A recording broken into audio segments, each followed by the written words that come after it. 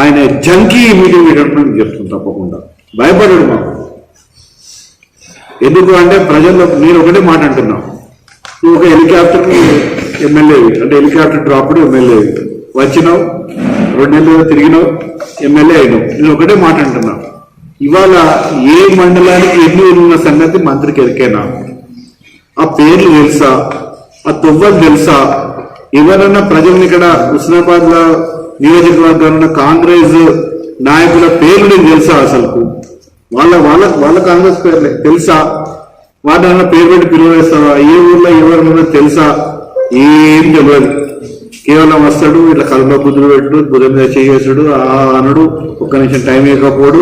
హుస్నాబాద్ ప్రజలు ఎవరైనా హైదరాబాద్ పోతే మీరు ఎందుకు వచ్చినాడు కోపానికి వచ్చాడు తప్ప ఏం చేసిండు? ఏం చేసిండు? మేము కట్టలు తెచ్చుకుంటాం, కోడలు గులగొడతాం, గడి గులగొడతాం, గోడలు గులగొడతామని మాట్లాడిండు. మంత్రి గారికి ఎందుకు సెక్యూరిటీ, ఎందుకు బారిగేట్స్? హుస్నాబాద్ లో కూడా మన అంత గొప్పగా మాట్లాడిన వ్యక్తికి ఆ బారిగేట్స్ ఎందుకు? దేనికోసం?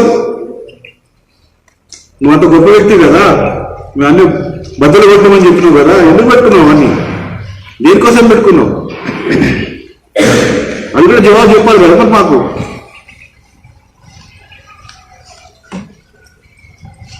ఏమీ పని చేయలేదు మంత్రి గారు. మేము తీసుకొచ్చాం.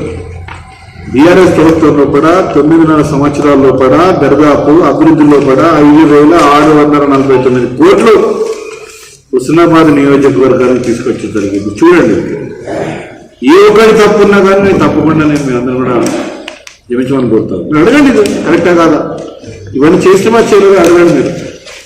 ఇవాళ అభివృద్ధిలో కూడా సంక్షేమంలో కూడా దాదాపు 3,427 కోట్లు హుస్నాబాద్ తీసుకురావడం జరిగింది గత 9 సంవత్సరాల్లో.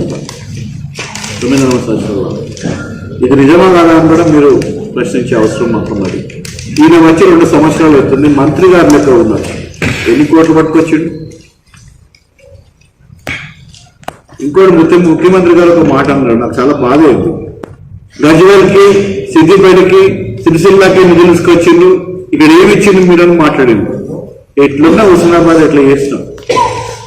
గౌరవ ముఖ్యమంత్రి కేసీఆర్ గారు, గౌరవ మాజీ ముఖ్యమంత్రి కేసీఆర్ గారి నాయకత్వంలో కూడా, గౌరవ మంత్రి హరీష్ రావు గారు, గౌరవ మంత్రి కేటీఆర్ గారి నాయకత్వంలో, ఎంపీ వినోద్ కుమార్ గారి నాయకత్వంలో కూడా, కెప్టెన్ అశ్విన్ గారి నాయకత్వంలో కూడా ఏ విధంగా అభివృద్ధి చేస్తున్నాం?